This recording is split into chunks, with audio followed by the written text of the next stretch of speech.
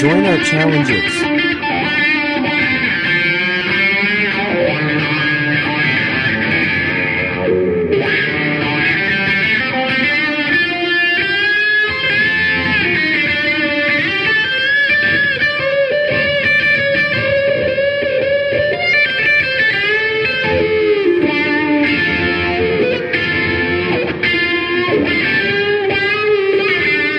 The signal path. Hold on. Hey guys, welcome to the TSP Podcast. And today's guest I got with me. This guy over here, Ron Kerbow. Look, I'll put your finger. I'll put your hand in. Look, there you go. Yeah, Ron, man, what is going on? Oh man, I'm having a pretty good week, man. I've been doing a lot of business with music people lately, and right now I'm taking a little guitar break. I think I showed you that. Yeah. I dislocated the first three fingers on my fretting hand, so Yeah, but so it'll be nice to have a break on that because you oh. only need one hand for harmonica. Yeah. You know? Well, for everybody that's listening and not watching, Ron can show people 4 different directions on one hand. Hey, which way is Albuquerque? Right. With all the fingers. Yeah. Golly, dude, that's got to suck for guitar, but you know, you're a multi-instrumentalist, so I've met you in all the gear groups, and most famously the Signal Path, because this group is for you guys. Hold that 1 second, dude. Go ahead. You hear him, right? He heard me and he came in, dude. Hold on. Go ahead. God dang it. Ah. Dude, he's like a cat now, dude. He's just getting up on me all the time. And dude, he can't help it. He's got kind of my hairdo going on there. Right? Yeah, because I can't decide if I'm gonna be a chicken or a goat. So right. But yeah, well, the thing is I got him used to being into the music room, right? And over time, he just kind of he likes smooth jazz a lot. Anything with horns in it. Oh, that is a tasteful chicken. Huh? He's a tasteful chicken. It's not just KFC, right? But this is your house pet, right? Yeah. He used to be wild, believe it or not. He's a gamecock, right? Huh? That's a gamecock, right? Check it out. It's a big old Rhode Island red, dude. Purple and red, yeah. Well, here for me in South Carolina, we have the Gamecocks. That's the college team here, so right. Yeah, and that's their mascot. It is. Yeah. Oh, that's badass. But this one was wild, and over about 2.5 years, I domesticated him, and then when I relaunched Pedalgeddon, instead of using my old host, I just brought in the chicken, and he's good. He just sits with whoever's there, and you know. So does he know the Trashman song, "The Bird"? He probably does. He don't sing very well though. This is not roosters aren't really known as songbirds. They're alarm clock maybe. They're more of an alarm clock. Yeah. Yeah, that's about it, man. It wakes you up. Yeah, definitely. But yeah, he's been he's like having a house cat now, except the house cat that follows you around everywhere, you know, so. Yeah. we made it 5 minutes into this recording, and there was a chicken going, "Hey!" He's like, "Wait a minute, you're on camera. I want to be on camera." Well, my last Pedalgeddon episode, he actually sat with the guest harmonica player for a 22-minute set, and just sat there on the whole recording time and just watched him play harmonica. He must love music then. He does. I bring him in my music room all the time, and then over time he's just kind of at least it doesn't scare him anymore. Yeah, we have an interesting guest with Ron. We also have his pet rooster with him as well, so that's an inspiration for many of your pedals and Pedalgeddon, if the guys aren't familiar with your YouTube. But yes, Ron's a huge collector for the small builders right now, I've noticed. So, and picked up on some endorsements as well. So I'm gonna let you share as much as you want to on this platform while you're on with me today. Yeah, sure. Now the first one was and this was my very first, and I almost hit 50 before I got my first endorsement, man. And so me and him just loved, me and the owner. You never get endorsements. You always have to find the owners first, and then put some time in. But he loved my chicken. So and the very first pedal he made me for me was the Kentucky Fried Chicken pedal that I'm sure you've seen, right? Kentucky Fried Chicken pedal. Yeah. And for electric harmonica, and you can also use it for electric guitar, of course. But that thing was just a beast, and he's been a really steady endorser the whole time. He's been great, and he works right with me just about anything, you know. So Victor Hugo, I know you're out there. Victor Hugo, thank you. Yeah. The chicken thanks you, bro. And by the way, it's the reason he was my first endorser, because I have scars all up and down my chest, my stomach from the chicken, right? So the first company, of course, I went with was Spur Audio. Yeah. Yeah, dude. That makes sense.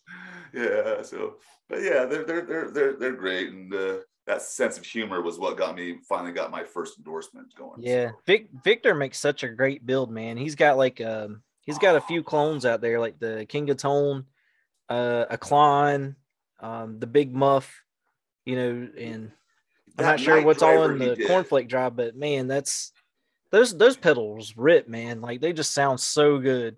I need to really get my hands on one. So, and him and I have talked a few times, but yeah. The enclosures are so tasty, man. You don't see people do enclosures like that very often. The time travel delay with all the Back to the Future stuff. Yeah. And I'm sure you saw the Night Driver, right? The Night Rider shout out. Yeah. Yeah, dude. The light goes back and forth. Oh man. Yeah. I want to actually talk to some purchasing agents and try to get some of those brought into California. Because you know Justice Gash, of course, too, with Fuzz Imp. Yeah. Fuzz Imp, yes. Justice is my dude. Justice, man. if you're out there watching, Justice is badass too. Yeah. Thank you, Justice. But I have him. I'm trying to get him to collaborate with Stack Effects. That way, Stack Effects is in Mexico City. Yeah. Here's Justice over in Oregon, and of course, what's right in the middle between those two? Yeah. Yeah, pretty much my home turf, you know. So yeah, it'd be really nice to see bringing some of those into California or statewide, because shipping cost kills a lot of people. And like Spur Audio, he's had to send to Vienna, to Japan, and over time from gas and everything, it's time to get into some brick and mortar stores again, you know. Yeah, man. I think he even hooked up with a friend of mine, Doug Chris from 37 Effects as well. Yes, I have my custom one coming right now. I've even been checking the mail. He's good. He did, and I think there's a few on the special run. But I'm not sure if they're like mine. Mine's going to be in the metallic white with the red writing, right? Oh yeah. With a big cherry red chicken head knob on it. so it matches my KFC pedal. It matches my deep trip bog and stuff like that. Yeah, you know? and the chicken head is my favorite because you can toe tweak those. Oh yeah, exactly. So easily. So put your foot down, man. And as you know, of course, that fat man in little coat fuzz is a one knob fuzz. Right, so that even just makes it easier. Big fat cherry red chicken knob. I'll just slip my toe in there, and I can bump it up anytime I want. You know, so man, and dude, I've seen you shred on guitar. Like when you were in a Fat Man's Pallbearer, I believe was the. Oh yeah. And you guys covered like in Living Colors, Cults of Personality, and like just some shred-tastic songs, and you know y'all kind of take them up a notch a bit. But Doug was bragging on you being his first electric harmonica player. I bet he was, dude. You would not believe. Okay, and these are pedal companies. I guess they probably get a million guitar videos a day. Who knows? But I guess they don't get a lot of electric harmonica players using their pedals. And so I only have one endorsement for guitar. Yeah. All the rest are these for have strings too. Huh? The uke. Like I got electric uke. Yeah. Nice. Yeah. So yeah, it just happened that most of these endorsements, it came from that's the heart thing right here. It's the only ones I haven't done, and how convenient for them to be right next to me, right? Not that I would shill any of my stuff, right? Nah, dude, this is show and tell, man. Go ahead. Okay, like Acoustic Attack. I picked up that endorser, right? And acoustic attack picks are awesome. They really are. But it wasn't from sending them guitar videos. It's not just I signed the contract not as just a artist. I also picked it up as a consultant, right? And so that's a different kind of job. You know, yes, I have to demo these. Yes, I'll send out posters to clubs and bars so other musicians see the posters and say, "Oh, what's that?" Right? But this is partially because we just want to make better guitar picks. You know, so if anybody's out there watching, they have ideas how you want to improve your guitar pick, visibility, anything like that. You send them over for me and I'll steal your idea. Not a problem. Ron, you're crazy, man. So like the number of things that you play and playing with pedals and everything. So I'm going to have to do the show and tell piece myself, but I'm just going to get this out of the way. You know, my first pedal is the Zoom 505. Is it? See, yes. Well, okay. Yes, I know what that is. Yeah. And that was when I was 14 years old. I started learning to play guitar, and the guy at the guitar store is like, well, if you need to learn effects, you need a multi-effects. And this was the cheapest one on the market at the time. Right. And so, you know, sub $100. I learned delay was my favorite effect, but I'm going to have to throw this question at you. What was your first effect? Oh, man. I can't even remember because when I started, I don't think there were like those type of digital things, dude. So I remember I had one of the old maybe it was DOD, I don't know, or I can't remember, but it was one of those that jet plane type flanger. You know what I'm talking about? The airplane flanger. Yeah, it was kind of like an airplane jet kind of flanger. It had that, like that's a 747 something. I'm not quite sure. They all try to like compare it to like aircraft, don't they? Yeah. But man, they just move noise, man. Like the phaser, flanger, you know, their modulations, and you know that's what that made all the trippy sounds back then, wasn't it? Yeah, I know what my first amp was, and I was a fool. I didn't know how much it was worth. I had a 1962 Ampeg Rocket 2. Oh, geez. I think it was 62. It was a 60s Ampeg Rocket 2. And, you know, I was not savvy. I was just a young dumbass back then. So, man, I really need a high watt or a Marshall. Yeah. Yeah, I traded it in to put towards the Les Paul. And then when I went to go buy it back, they would not sell it to me, bro. They put it on this little Hall of Fame where nobody was allowed to touch it, including the person who sold it to him and played it for years. No, dude, it was just like, see you later, Rocket 2. Yeah. Well, I was dumb in my 20s and I sold my dual rectifier, and that still like is my favorite amp as a Mezza dual rectifier. But Westminster Effects just released their 2716 kind of Mezza in a box kind of pedal, and it's with Seth Morrison from Skillet. It's his signature. I've been watching videos on it all week, and it's just, man, you know, I'm like, talk to me, Goose. Like, you know, every video I've watched, I've like, you know, you gotta tell me about this one. But he's got a lot of endorsers for it right now, and dude, that pedal's sick. It's got me rethinking about just buying a monstrous amp. But you know, everybody's not right now, of course, but right now, after you finish this up, do me a favor. My phone's, I can't find my phone. It's been broke. It's been lost since I dislocated my fingers. Okay. But send me on like through Facebook Messenger. Just send me a picture of that. And that way I can go. Yeah. I can buy it and hide it from my wife, you know? Oh, that's messed up, man. All right. Well, I don't hide it. I just get in trouble. You know? Yeah. Well, get it over with. Yeah, that kind of dynamic. Like my wife understands that my passion is for music, and that's really built into my hobby. But my hobbies need to be able to support my addiction habits with gear. So that's, you know, like every time I'm working for a gig, it's like, you know, what am I getting next kind of thing. But honestly, it's hard to save up all your chips. Well, yeah, for something bigger, you know. Part of the reason and I can't, I'm not saying it's really a big reason because I love all my endorsers, of course. Love all you guys. Don't take any away. But that artist discount, you can get greedy, dude. And so sometimes I have to keep myself in check, and it's right for my wife to do so, because sometimes it's like, here came a pedal in 3 days later. Hey, another pedal. Oh, how'd Yeah. that happen? Damn, Amazon. Must have- But dude, you got such a monstrous collection. I mean, that's why you do pedal getting, right? Right. Oh yeah.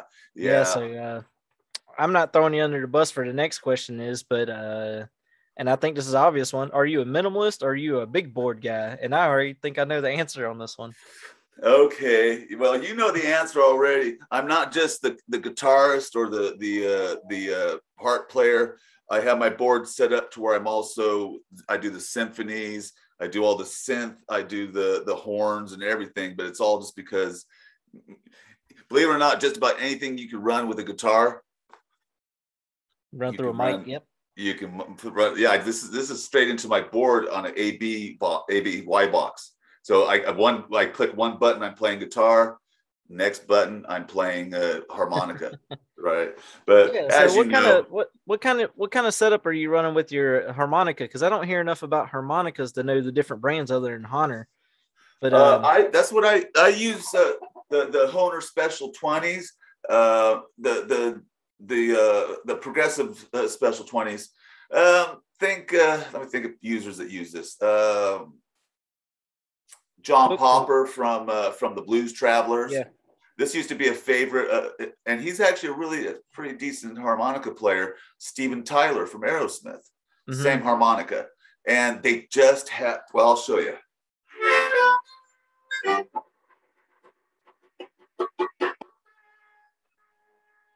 think you might have clipped the mic. Huh? I think you might have clipped the microphones. Yeah. Oh, sorry. Yeah, it's all right. How about that? Hey, I can hear it.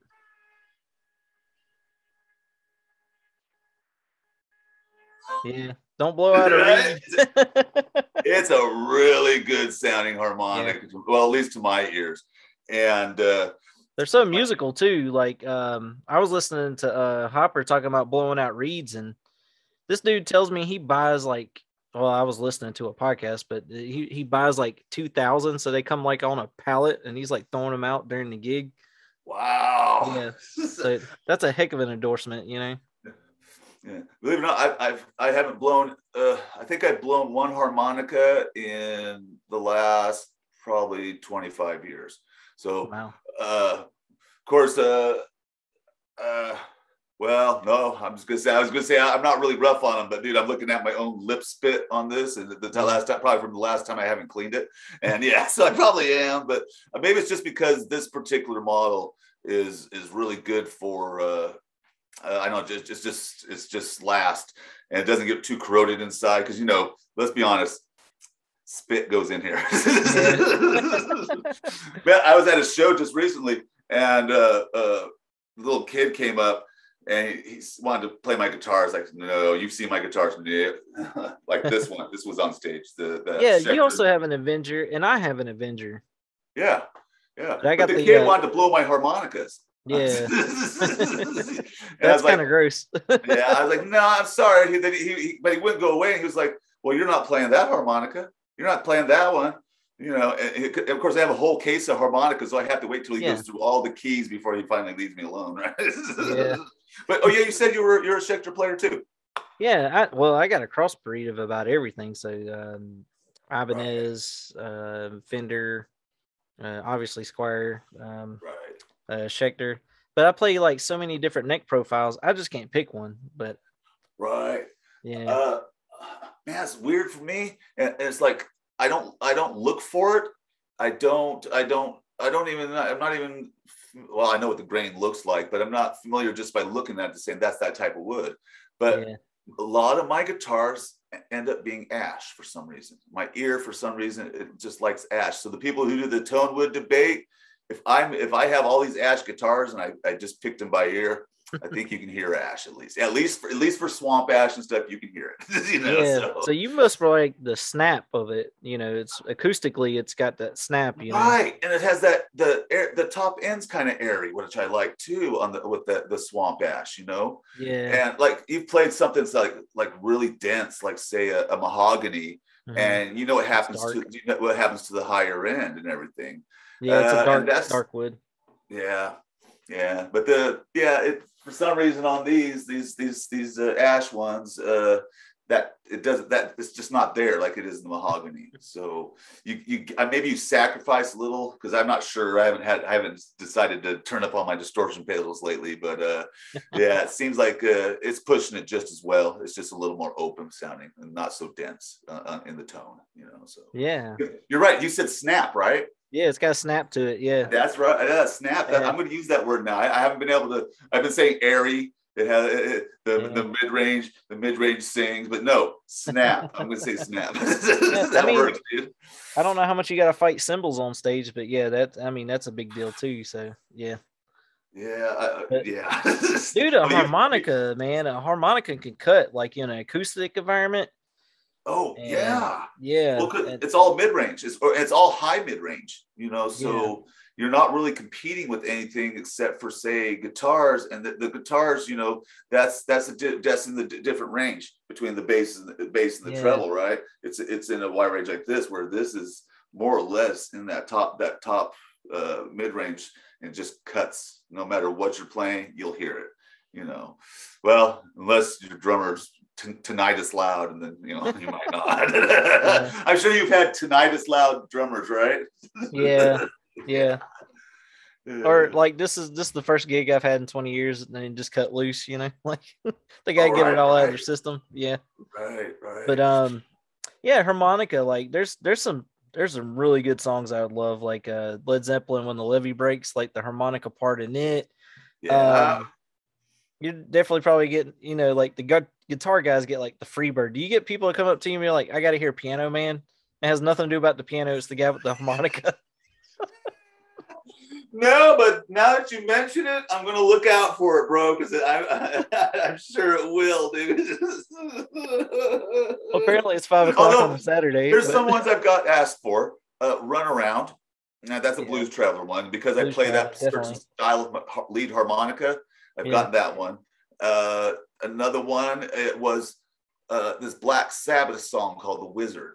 The Wizard, yes. It has that long draw. And because that long draw, that's the only thing. That's the only thing I really hear in that. It's a long draw going Train, into an echo. The beginning of Train on Blackfoot. Huh? Train, by Blackfoot, yeah. Man, I keep on saying it because I'm kind of regulated to whatever all the rest of the band plays. That's why I run all my own bands, and I pick my own members, because, you know, then I'll know, hey, this person could do this or that, and this person compliments whoever else I just brought in. Yeah, and you play sometimes you just can't get them to play Train, you know.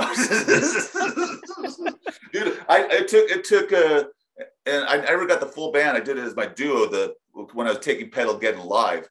When people wanted to just come out with the pedals, and like we were doing like Schism by Tool, we were doing Hall of the Mountain, not Hall, whatever that Court of the Crimson King. We would do joke songs all the time, and I'm sure you saw some of the videos. We do the Blind Melon, and I'd actually have to do the tap dance with the little bumblebee things and shit on top. Yeah. Right. But you're kind of at the mercy of how fast every member of your band decides that they're going to put in the effort and learn the songs. So I think I could talk to you about the live gig thing, because you're in multiple bands too, right? Yeah. I'm going to take a break for a bit. You want to hear something weird? Yeah. I didn't want to go to urgent care, but today I had my dentist appointment, right before I came on here, right? That's why I sent you the message. Yeah. And my dentist went ahead and took a look at my hand. He actually he looked at the tendons, because no, you have an audience, never mind. But the tendons, they're like kind of bruised, and there's bruising on both sides of the middle joint where it creased, right?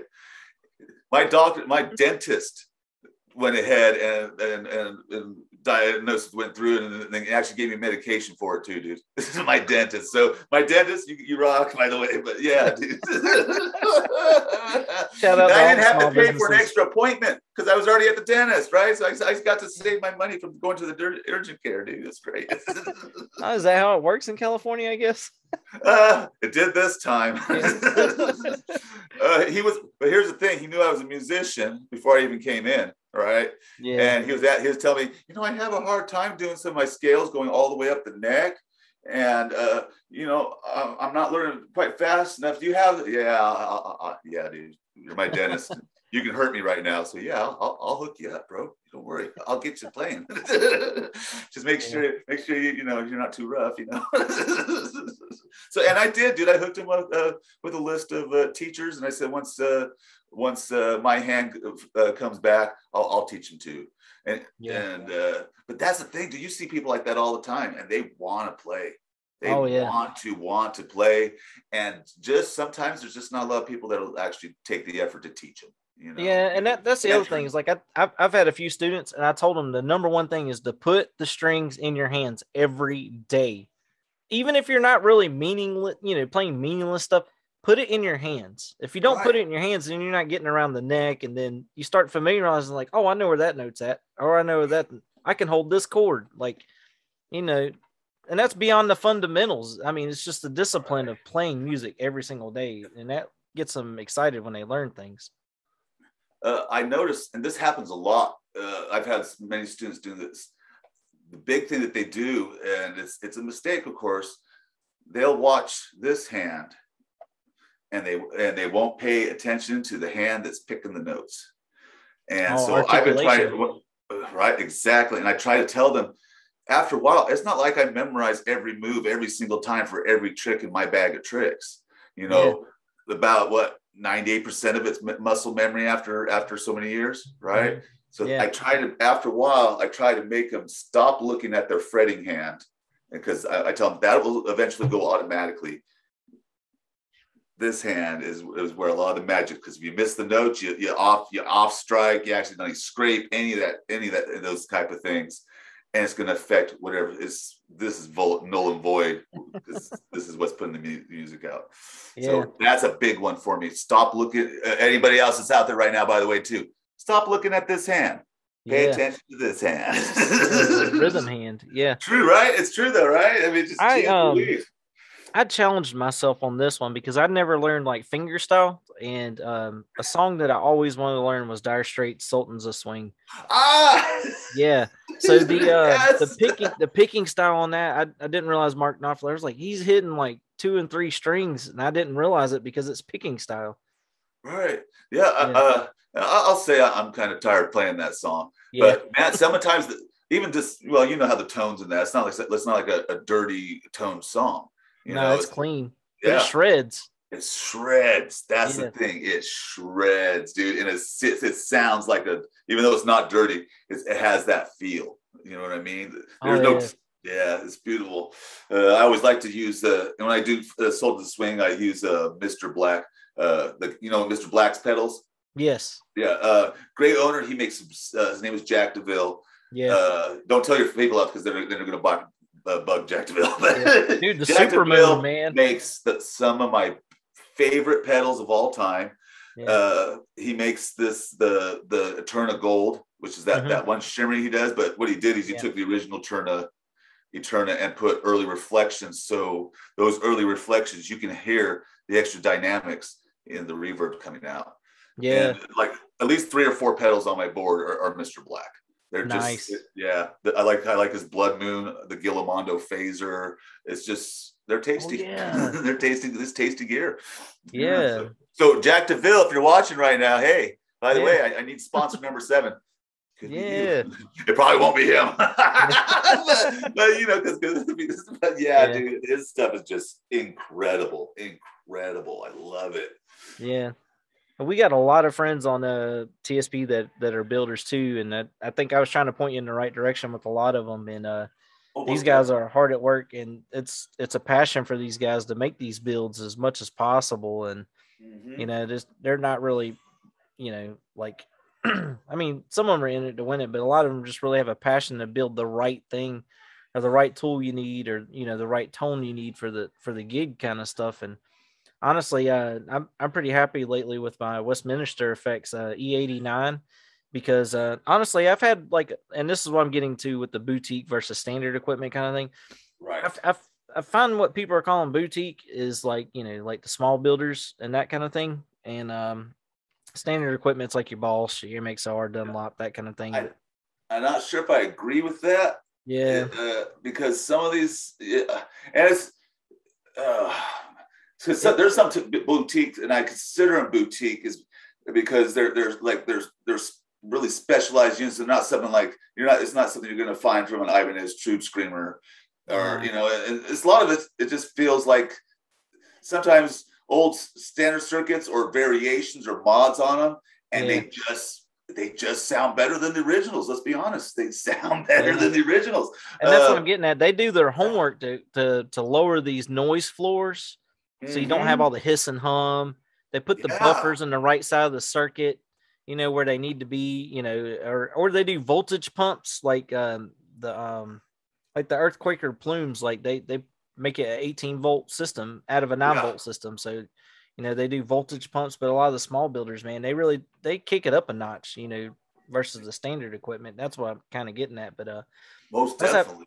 I was having a problem with my Duelist because like I love that pedal to death. It's very good on a Strat, but it really had this like going on. And I was just like, I was like, I love this pedal. I love the tone of it. But like every time I stepped off stage, if I didn't click it off, everybody's like, hey, what's that noise? And I was like, darn, that's my rig, So I know what your spaceship, NASA sized pedal board you have.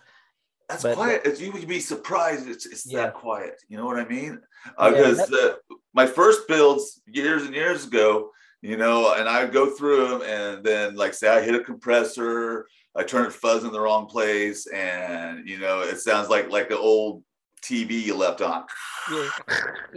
I'm waiting for the Star Spangled Banner to freaking play on my board because that's what it sounds like, right? Yeah. But yeah, over time, I just kind of found what circuits go with what. Some just don't jive. They just don't jive together. But when you find ones that do, and you take the time to order patch, I had these 3, and now I got to check where this pedal, and then if this pedal doesn't sound good before this one, but it sounds better, then you got to make that decision how you're going to stack them in. But so did you ever get into the switchers, like the big switching systems? No, I can't carry any more shit. It's already heavy. I'm sure you heard the stories last year. I did way too many shows, and then I ended up having to go to the doctors and everything. I got some ligaments torn in here and on my spine, and it was because I carried my own gear. And I did last year was 203, and I carried 203. So that if you do the math, in out, that's 812 loads. Well, there's 260 working days in a year because I have to do KPIs at work. So yeah, 203 is almost every working day. Right. I hear you, George Thorogood and Jackal. Dude, some of them just tore me apart. Here I did in California. I did that Fresno Fair, and I did, and it pays good. Let me say, it was worth it. But man, you can't turn it down. Yeah, I couldn't. It's like that's like just saying, oh, there's a gold trail. I'm not going to find out where the bucket's at, right? No. Oh man, they're still chasing gold out west. Yeah. So I played all 11 days. And 2 of the days I actually did 2 shows because it was just too good to pass up. And then because no one was doing Christmas music, as soon as I finished it, I went through. I learned 22 Christmas songs, and I got Christmas to play all music. I got to learn to play all the winter, right? Yeah. And then you worry about what you're messing up after the devil's biting you in the ass and telling you, hey, maybe you shouldn't have been carrying all that all that stuff. Yeah. But have you thought about like anything that'll help you, like not just hand trucks, but like lift equipment, like things for ergonomics or anything to help you out? Yeah, I put to my heavier gear bands on hiatus, and then I did the Atomic Jackrabbit as a plug and play, but unfortunately, because I'd already done the damage, I had to retire my original amps for that. So I was running like Vox AC30s, Vox AC15s. Oh yeah, they're heavy. They're slightly heavy. Mm-hmm. They're like 70 pounds. Yeah. So now I'm using one of the and right now it's my favorite to run pedals through, the Supro Delta King. Oh right? It's a pedal platform beast, and it actually sounds a little better than my AC15, and it's actually I think it's 48 pounds less than an AC 30, and then an extra 20 pounds less than the AC 15. It was the right choice. Oh, wow. Yeah, it was the right choice, man.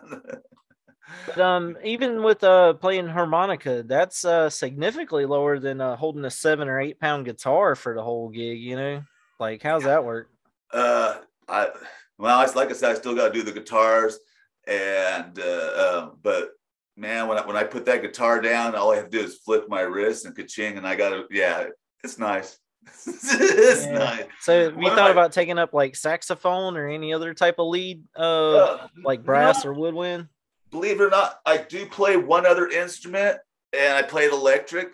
Well, I play the bass guitar and the bass, the guitar, and the harmonicas. But there's an instrument that a lot of people just kind of threw by the wayside, and it's a jaw harp. You know what I'm talking about? Oh, I always called those a banjo. Yeah, banjo harp. Yeah.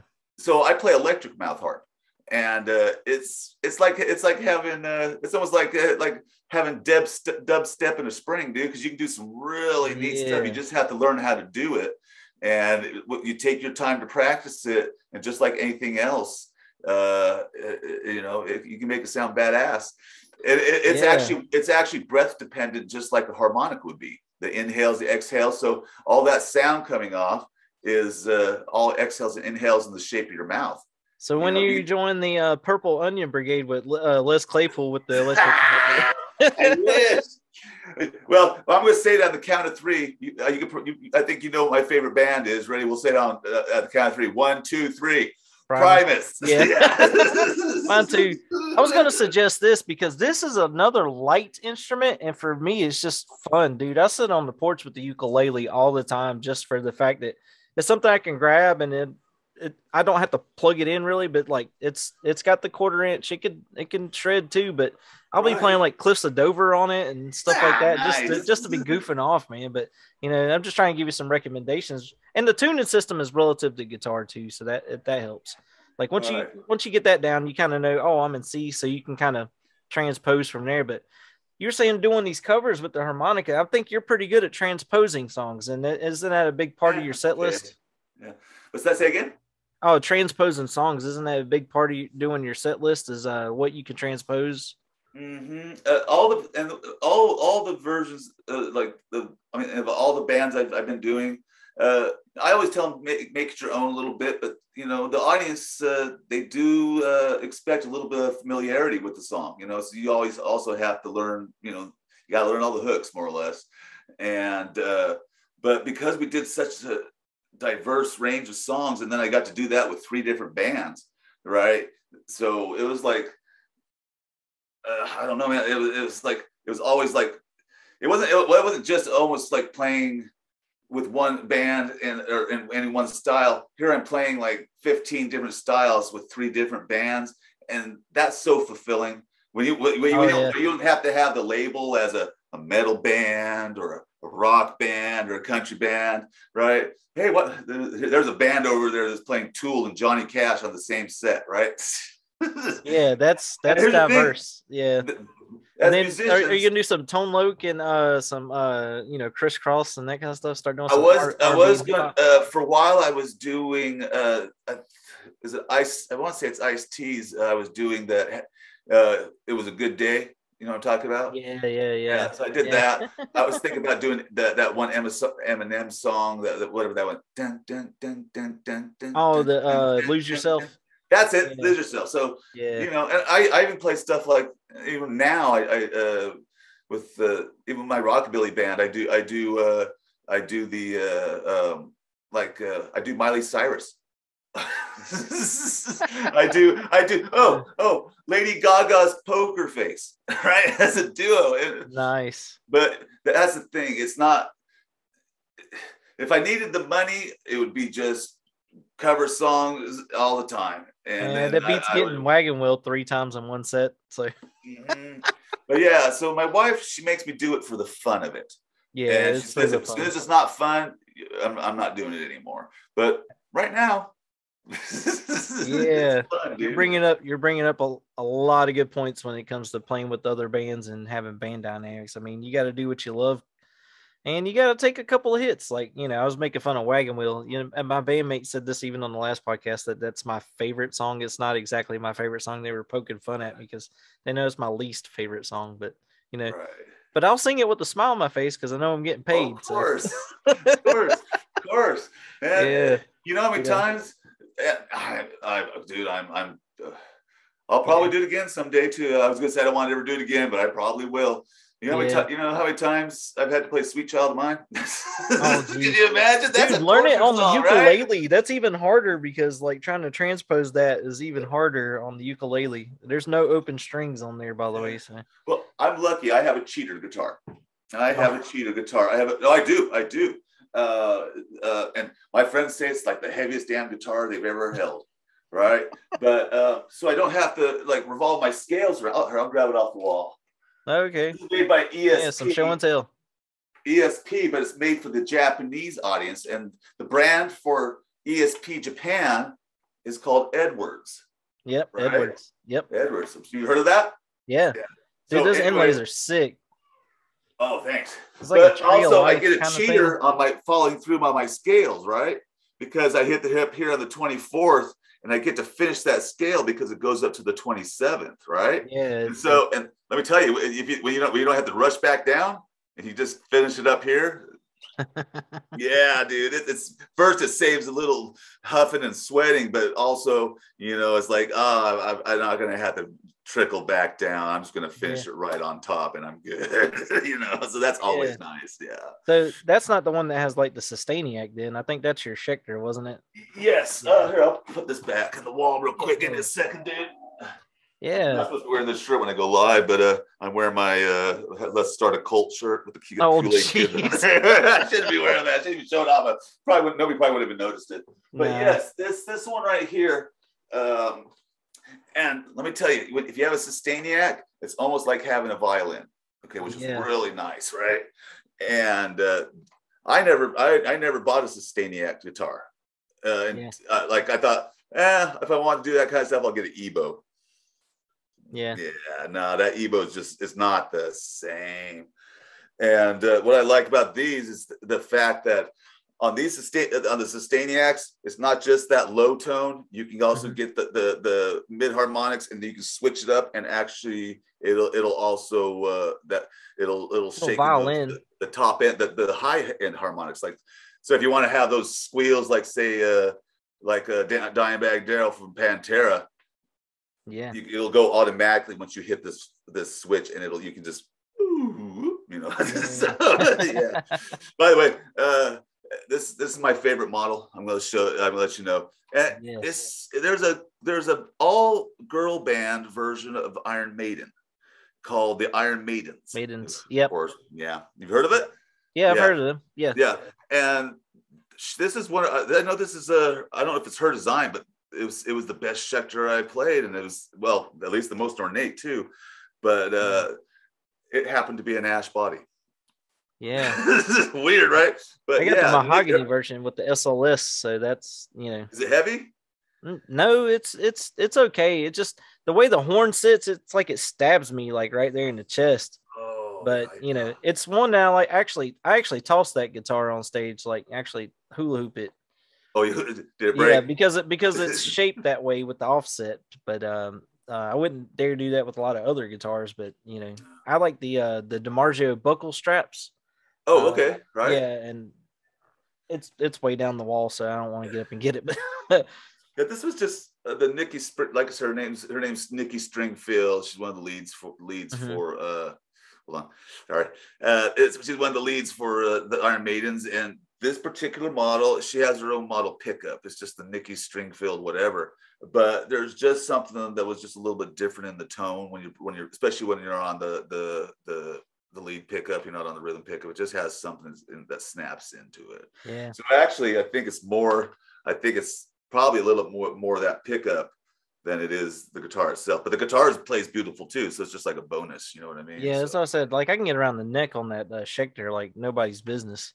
Right. And it's got the Seymour Duncan full shred, but it's really set up for new metal kind of sound. Okay. Yeah. Well, my playing. I play a lot of jazzies. And, I'm not gonna show it right now, but you know what I mean. Don't hurt yourself. I mean, you're already injured. Yeah, but there's certain. Yeah, you're right, man. There's something about that neck. I don't know if there's a different profile on the Schecters. Maybe but there's something about the way that they play, especially when you get to the butt end of it when you're coming up against the body of the guitar, and there's. Well, maybe Schecter, if you're out there, you can share the secret of why the top end of your neck feels so good. I think they worked for Gibson previously. Right? What's that? Gibson. Yeah. They worked for Gibson previously, so apparently they stole some diagrams or something. I don't know. I'm guessing, man. That's just my guess. I'm glad they did. They did. Not my legal troubles. No, not at all. And honestly, I really do like Schecter. Another one I did like was Ibanez, and I'm sure you've seen it in the background. But those the Wizard 2 neck is just it's like a katana, man. Yeah, it's very good. But this is my good friend Howard Card. He was the one who dremeled this into a S, and so you can see the three. If anybody's looking weird right now, they're seeing my face get closer. It's just because I have old eyes and I'm trying to look at the chain link. He freehanded the artwork on this with a Dremel. And really? Everybody's like, "Oh, is that a wrap?" No, it's not a wrap. It's actually it's actually carved in. Right. He did all the paintwork and everything on this, and it's just. It's nuts, dude. It's got that. Dude, that is so wicked badass. Up the edge. Yeah, so like you can see. Send me his name after this recording. Yeah. Send me his name. Yeah, we'll do. That's worth getting in trouble for. He's the guy that taught me to play upside down and stuff like that, and he really taught me how to thrash and that kind of thing. But this is an heirloom for me from him, and he's just such a great guy. I mean, honestly, taught me how to do the squealies in all the dive bombs and the harmonics and all that stuff, man. If someone teaches you the squealies, they love you, man. That's definitely. But that's my heirloom from him. Not only that, I mean the artwork on it, but I'm almost scared to put some real pickups in it because he used EMG selects and Digitech, and you would never know it, but just because of his playability. And dude could put knives in speakers and make them sound good. I mean, it's just nuts, But his utilitarian and kind of survival skills of gear. That's how I learned how to use things like the Zoom 505 and lower end gear and that kind of thing. So, but now I got some of the higher end stuff. I've been sharing it, sharing stuff with everybody, and that's where I really put my love for putting the TSP platform out there for everybody to share. But you've been a big component on that, Ron, and honestly, I got to commend you on those endorsements, man. So that's thank you so much, bro. I appreciate it. I mean, I wish I would have kind of got them before I was coming up on 50, but but hell, endorsement's an endorsement. You don't look it in the mouth, right? Yeah, dude, that's cool, man. Like, I wish I was a better playing artist, to be honest. Like I said, I didn't get them. These were not from guitar, though, dude. Think about it. It was from harmonica. Three out of those were for harmonica. Except for, like I said, the consultant artist thing for the Pick Attack, those pedal ones. Yeah. I think it was either 3 or 4 out of the 5 pedal ones were all from electric harmonica. Yeah. So, I mean, so that means you guys stay on your P's and Q's being a brand ambassador too, right? Yeah. Yeah, that's why this isn't going to last very long, sir. And I'm going to ride it while I can and just use my discounts to fill up my shelves. Oh no, but you're picking some of the best pick of the litter when it comes to the small businesses out there. And honestly, for the boutiques. Those are all my friends here on Signal Path and other platforms that they use. And honestly, dude, I'm proud of you for sharing that information too, because it felt like a silo a bit with our group about sharing a lot of these smaller guys, because a lot of bigger places, they want people with these full endorsements because they're like paid ads, but and it's hard to get weekend warriors like yourself and I to to do a lot of buy-in, because I mean, honestly, anywhere they got like $100 platform, $200 or $300 platform for these custom builds or one-offs, and that kind of thing. They're really putting their heart and soul in those builds, and they really don't get their name out there or anything. So having an endorsement from them, I mean, that's a big deal for me, and that's why I'm glad you're sharing it. Well, and of course, as you know, I do music full time. That's that is my job, of course. But and I'll give you some people some endorsement advice. Okay, don't ask them for shit. Don't ask them for something. Don't ask them for pedals. Don't ask them for the endorsement. Okay, if that's going to come, that's going to come, right? But you want to know them for a bit, and you want to show them, you want to show them that what's the best word for this? That you're genuine. Yeah, the credibility of it. They want to see the credibility of it, and then you start talking to them because it's not just the credibility; they also appreciate initiative, and that's a big one. And the thing is, you're probably going to want you don't want to talk to somebody that just works for the company. More or less, you want to talk to the people that own the company. You can get artists. People say that they'll endorse you as an artist without having to sign contracts. And that kind of it takes some of the headache out of it. Certain ones like this, like I said, the pick one, I had to sign a contract because it's also consulting, right? Yeah, it's a different job. Yeah, a completely different job. But like I'm friends with, like, say on Facebook, like my Facebook sense will say Robert Keeley, Paul Cochran. You've seen my Facebook list, dude. Yeah, people from Anna Sounds, etc. But I don't ask them for endorsements. I don't. I'm good friends with the Pliny amps, those ones that make those clear coated amps. Those enclosures for their amps are amazing. See, right? Yeah. Dude, and I guess the wood, they just gave me a shout out for the kudos, because like I talk to them just about every day, right? And they had a purple. Did you see the purple one? Yeah, it's like a purple burst. Yeah. Yeah. Okay, that's the outside of that cabinet. I knew what the wood was because I like my woods. I caught what I just said. I got it. I saw you smile. I know. First you showed me your cock on here, and now you're talking about wood. First so you're messing with me, right? But I noticed that the grain was different. There was a certain thing to the grain, and I was like 100% sure it was Purple Heart. The fronting part of that cab, and then it has the different purple. And sure enough, a little bit later, Pliny amps. Good call. Yes, it is Purple Heart, right? It was like, but you want to actually be. First, you want to be friends, and really, if you don't need an endorsement, or if it's something you can get over the shelf, this is for me, okay, not for everybody else. But if it's something standard you can get over the shelf, just spend the $200. It's kind of better to be friends with people than try to do business with them. Yeah, the things for like the boutique builders, when you're doing an endorsement for them.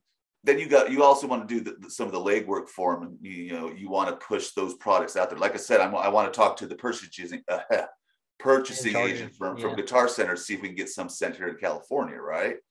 And dude, they appreciate that, man. Every dime that you're saving them, they appreciate that. Oh, absolutely. Shipping cost alone eats them alive sometimes, dude. Yeah. The Spur Audio and David Wampler actually bought one of his time travel delays. I thought that was kind of cool. But but you can imagine how much it costs to ship from, say, Mexico City. He had to send one to Japan recently. He had to send one to Vienna recently, right? Yeah. And so the allure of getting back into the brick and mortar stores, especially how things are these days, it's more and more, looking like the thing to do. And this is against nobody else's pedals. Okay, I'm saying that this is against nobody else's pedals. I'm saying that at a time. Yeah, but I think what you're talking about is also on the shelf, right? Yeah, it's also getting the platform out there, and also the scalability too. Like, because I know a lot of the smaller builders, they're making small runs, 20, 50 pedals. Yeah. If it's just the one thing that they're building these small runs. So they're trying to work up to where they can kind of go next level or the next scalability. Yeah. And sometimes they, now some people just take the artist and they'll take their pedals and run. But sometimes what the real thing is to do is actually put that. It's not just about playing the pedals. You know what I mean? It's about talking to the owners of the club and say, hey, why don't you hang up some of my posters for the other guitarists to see, and they can look into that. Or trying to have models mailed down to you so you can take them over and show them to friends at music shops and stuff, you know. And it's just a little bit extra. And because they're small builders, dude, that's an expense. Like promotional stuff, that's an expense they don't want to add on. You know, it's more marketing. Yeah. So if an artist takes the time and does it for them, dude, they are appreciative. They really are. They really are. But just straight up asking them for free pedals, that's kind of the douche thing to do. Don't even ask them for a discount. Don't ask if you don't know me and you don't work if all the ones you notice, it was either people who had very, very unique pedals, and some of them would send me the ways of other pedals, you know, and people that they collaborate with, because these people collaborate with people all the time. So like Spur Audio, you saw the Dumb and Dumber van, right? Yeah. So that was actually Anonymous Pedal Creations. That is correct. That was the collab for that one, right? Yeah. And then like with Justice with Fuzzamp, him and I think Tim Nowak with Bardic Audio did that collaborative pedal just now too. Yeah. Was that the Unobtainium? I mean, the Obtainium, or was that the other one that just came out? I don't think that was that one. I was thinking it was I don't know. I thought it was a Fuzz. Now I gotta look it up on my phone again. I do too. He had a couple. By the way, Justice, man, I'm loving your new pedals. But I saw he had a couple come out. I know he got a big hit with the Shroot, and then he had a big hit kind of with the Sender. And it just seemed like especially the new ones that he did as collaborations. It's the Ashes. The Ashes. There it is. Yes, but that thing, yeah. Yes. So he actually he's had a couple collabs recently, then, right? Yeah, and then because a lot of these guys, I mean, you know, honestly, like they work better with these kind of power couples and that kind of thing, because a lot of them are really sharing the diagram knowledge, but not just the diagram, but also like the testing phase, you know, measuring things in oscilloscopes, you know, capturing the waves and recording them and trying to see what works where and what thresholds, you know, and it gets very nerdy when it gets to those legs of the circuits. I mean, fuzz pedals they can go all kinds of wild ranges, and with the fewest components, so tolerances on, you know, caps and resistors, all that stuff has to be measured for each one. And it's just, it's time consuming for those guys, because I mean, they really have to spend a lot of time and do all that legwork to put them together and measure each component and make sure they have consistency on, you know, their build. And, you know, they don't have the production platform where they got somebody on the product line just doing that one test, you know, testing each cap, you know. It's true. Yeah, these guys have to spend a lot of time testing their components, and they could buy a bag of 500 caps and maybe come out with 100 good ones. Yeah. Right. So I don't think a lot of people. I couldn't even imagine some of these builders, like say, who have certain circuits dependent on new old stock. Yeah. I could just imagine then the problems that they have. I have one of my friends makes this pedal called the BOG. He's the owner of Deep Trip. Yeah. They also make the Hellbender and a couple other ones, right? But I had a waiting period for quite a bit. I would say it was about almost 9 months, because you had to wait for good new old stock to come in. Yeah. The unobtainium, as they call it. Unobtainium, yeah, dude. Which I think that's what Justice takes on the obtainium, you know. Dude, that thing has so much headroom in that pedal. The very first day he put a video out, I was already sharing it. I shared it everywhere, dude, because I thought that was a brilliant sounding pedal. Yeah, dude, it's nice. So Justice, you're out there. Nice, man. Yeah, it is. Give him a shout out, right? He's actually working on one of my circuits. The fuzz imp, and then, you know, stack effects, right? That makes those ones with the Aztec things on them. Yeah, and they have a killer like LED like front face to them with all the different designs, and then they really incorporated the light setups on them as well. But Yeah. So that's They who's got a doing. reverb and a delay, and that they got more Those than just a combo fuzz ones are pedal. nice, Yeah. yeah, too. The combo boosts and the combo like delays, reverbs. They're putting all the one closures with double Aztec glow in the darks. Oh, Yeah. Stack Effects, love you. But Yeah. anyway, that's who I'm having. I'm having one of my own fuzz designs. I kind of had heard a couple pedals together, and I thought having a actual dedicated fuzz booster, actual dedicated fuzz circuit as a booster pushing another fuzz. So that's something a design I wanted done to specs for myself. And when I went to ask, right, I asked for a collaboration between Stack Effects and Fuzz Imp. Dude, they were. It was no problem. They were happy to say, yeah, they would do it, dude. Yeah. Hey, build me this custom. I want your PCBs because one of your circuits I really loved. And I want you to send it here. I want you to collab over here, and then I want my enclosure sent from Mexico, right? And that's the thing, dude. Wow. A regular company won't do that, man. They No, won't not do at that. all. Like you go to MXR and they're like, "Who are you? Who are you? What? Yeah, What? you're not from Green orange. Day. We don't have orange for that pedal. Even if you ask a color, I want it beige instead of white. Nope, just go get it dirty, friend, because you ain't getting beige. Yeah, and I was poking fun at Mike Fulltone with the custom full drive. What made it custom was the red paint instead of the blue for the full drive too. I was like, oh yeah, the anniversary edition is just red. There's nothing different even in the circuit or anything. It's just red paint. I tried to because I don't know if you saw him. Why am I trying to play my damn guitar? I'm sorry, dude. Yeah. Don't hurt yourself. Yeah, it's like pinch, right? Yeah, but don't hurt yourself on my show, man. I'll feel responsible. No. But you saw. I'm sure you saw the special edition Chrome editions of those time travel delays. Yes. I was telling when because we talked about it, and there was one left. And then I got a message from Victor. That's Victor Hugo from Spur. Yeah. And he was like, I decided to keep the last one for myself. He shut it on. He's like, yeah, sorry, I'm keeping it. Yeah. He put it on the board. I was like, dude, I would do the same thing, bro. Yeah. My last one, another one's not gonna come out till November, maybe. Yeah, dude, I would keep the last one too. No hard feelings, bro. And I think you're also getting you said you mentioned it, the special edition Fat Guy Little Coat as well. Yes. With the chicken head knob. Yeah. So that's Doug Chris at 37 effects. So it'll match my KFC. Since I'm not using my board at this moment, give me 1 second. Well, go ahead. I'll speak. I just noticed your Blues Brothers backdrop here. Got your Jim Belushi and Dan Aykroyd going. Now, of course, this can only because he'll get sued. So there's not going to be an actual copy. The enclosure will be different if it decides to run with it. But who makes you that? Oh, who will take KFC the time pedal? to make you that?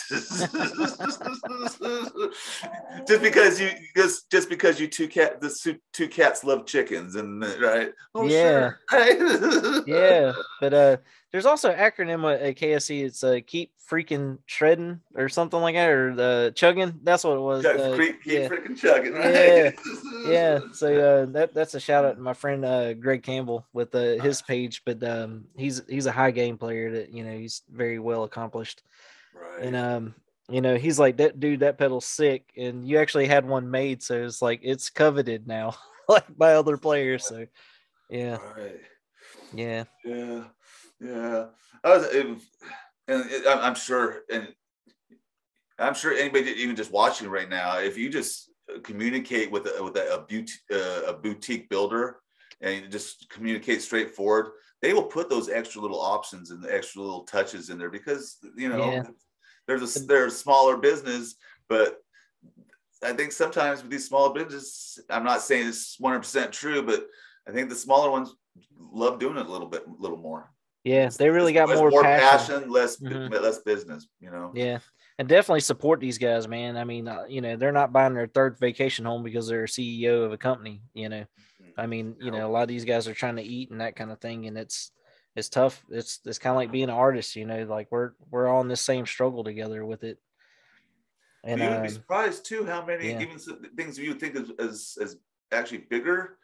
They're still bigger companies. There's some out there that are putting out a lot of pedals, but they're still doing it from home. They even have their families working on them, like Fuzz Roches. Ryan. Yeah, Ryan from Fuzz Roches. His kids were painting enclosures, dude. The hand paint. Little kids, which has its own charm because you're getting an enclosure painted by a 7-year-old dude, So, man, you can't tell that kid no, man. You're like, yes, that thing is beautiful. Like, daddy's little girl gets to paint too. Yeah, dude, heck yeah, right. You're melting my heart, man. Like, and I'm betting those are some of the happiest builders right there, man. That have absolutely. That kind of passion and that trying to do with their families and everything.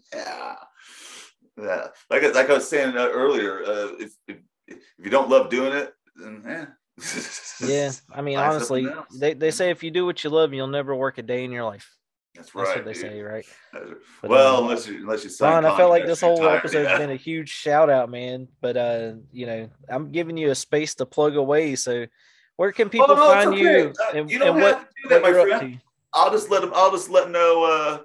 Because, like I said, I'm going to take from live performance. I have to take a little break, and I'm going to handle a little bit of my business side for a while. I still have to do I'm going to still be doing the demos, of course, for people's gears.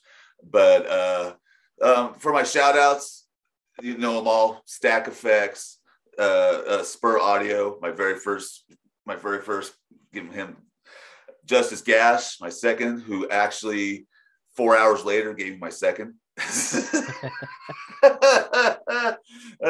Of course, there's Acoustic Attack, all right, and then 37 Effects. We all know 37. So yeah, just those 6. Did I miss anybody? Let's see: Stack Effects, 37 Effects, Spur Audio, Fuzz Imp. And Anonymous Pedal Creations. Yeah, Anonymous Pedal. Yeah, I want the how the Spur Audio has the time travel delay, and then I saw the Mr. Fusion, the Active Fusion one. I gotta have both, dude. I'm sorry. Did you see the Ghost Trap Noise Gate and the Ghost Trap Overdrive? Or no, the Proton Pack Overdrive. Oh yes. He's a fellow Ghostbusters fan, man, and he makes Ghostbuster enclosures. Yeah, I know. And my friends, when I showing these people out and to these, they're just freaking out. They do seem like they're above and beyond what you're going to get in a standard pedal. And it's true. You are. Yeah, absolutely. Yeah. But that's the only reason I forgot them is because they're my new endorsements. So thank you all of you guys, and I promise I'm not gonna ask for any freebies still. Yeah. First, if you want to give me the discount code and make sure you kind of send the packages anonymous, so I don't get in trouble when I open them. Oh man, just plain manila envelope, please. Plain manila envelope. Yeah. You have to just put in free, courtesy to our new artist, right? And then nobody will know. Or put in Amazon and nobody will know any different, right? Yeah, well, that's what it is. I think it's bird food. Yeah, feels like it has the weight of bird food. Yeah, right. Something, right? Nice, man. Well, it's been fun chatting gear, and you're just such a pleasurable guest today. You're such a pleasurable host, man. I really thank you for having me, man. I just got one last piece of business, man. Like, why are you stealing all my memes, man? Oh, I didn't mean to. I know, right? Yeah, I'm gonna have to get an endorser on my memes now. All right. Well, I will put out a bunch of extra memes in the next few days, and you just pick and choose what you want, man. They're all yours, bro. That's all right, dude. Where do you think I got them? All right. But the ones I have created, you actually have shared a lot of the ones I've actually made. So I didn't know you made them, but they're hilarious, dude. Yeah. They're hilarious. Dude, I'm not even trying some days. It's just how my brain works. I'm like, what if you do this and this? Oh, I'm doing it. And I'm already like on my phone making an edit, like. Right. Well, man, some of those times those memes just pop into your head as soon as you see something. I found a penny yesterday, and I like that old, I was going to make a meme out of it, the old saying, find a penny, pick it up all day long, you'll have good luck. Yeah. It was a 2019 penny. And perfect meme, right? That meme made itself. Yeah. Or a penny for your thoughts. Yeah. Right. Yeah. Yeah, you can hear my thoughts about 2019. I think they're about the same as everybody else's thoughts about it, right? I think we're all missing a year somewhere. I think I left it in the couch cushions or something. I don't know. Well, and I hate to say it, but man, in a way, because everybody was hungry for entertainment, and nobody wanted to play, but when they finally opened up, dude, that was just like an avalanche. Except most of the people were already gone, because they weren't able to play during the pandemic, so those people didn't survive. And I was lucky to be one of the artists that was still, not just playing during the pandemic, but was still had my acts together afterwards to actually be able to play. And I feel bad. I really do feel bad for some of these people that folded under, not just musicians, but some of the companies that folded, Yeah, and, unfortunately. I would like to see some return. I really would. Yeah, it'll come when stock gets replenished and, things we say back to a normal, but, cost is like killing everybody right now on everything. But yeah. Well, like I was mentioning Pliny amps. They were using the transformers they were getting from I believe the Valco transformers, and they went out of business, right? So they changed over to the Hammonds, and it's just, yeah, dude, it just chipped away, But sometimes you got to burn the field. That way it becomes fertilized again, and new stuff grows. So it's just kind of the way it is. But man. Dude, this has been fun. Like overall, I've enjoyed our discussion today, and it's just Me too, man. Me too. It's been delightful. I think we're already way past the hour mark, but sorry, dude. I'm just rattling on, man. Nah. I think that's how we roll already. But other than that, and the good advice you give today, I thank you for being on the Signal Path podcast. Definitely, dude. You're a huge advocate for. Do me a favor, then. Take your arm and shake my hand. I'm going to put mine this way. Ready? All right. No, okay. There you go. Something like that. Yeah. I'm more awkward. Yeah. I forgot it's backwards when you look at the camera, right? Yeah, I know. I know. I keep pointing over here, and it's really. Oh, wait, I'm doing it now. Yeah, right. Yeah. Well, it would have been cool if we would have done it right? Yeah. Here's my idea. So it was going to be, there's 50-50 chance it's going to be a bad one, bro. Dude, they all can't be zingers. There's another Promise reference. Right? Yeah. Oh man. All right, cool, man. So on behalf of the TSP, thank you guys for joining our podcast today. All right. And behalf of all my people and probably the sponsors who watch this, I'll probably say thank you too, man. Thank you for having me on your show, man. I really appreciate it, and to have the chance to speak out and talk with all your lovely viewers. So I appreciate it too, man. But yeah, it's all straight from my heart, man. Yeah, thanks, Ron. Dude, this has been fun. All right, we're gonna say bye for now, guys. All right, bye for now, guys. Have a good one. Yeah. All right.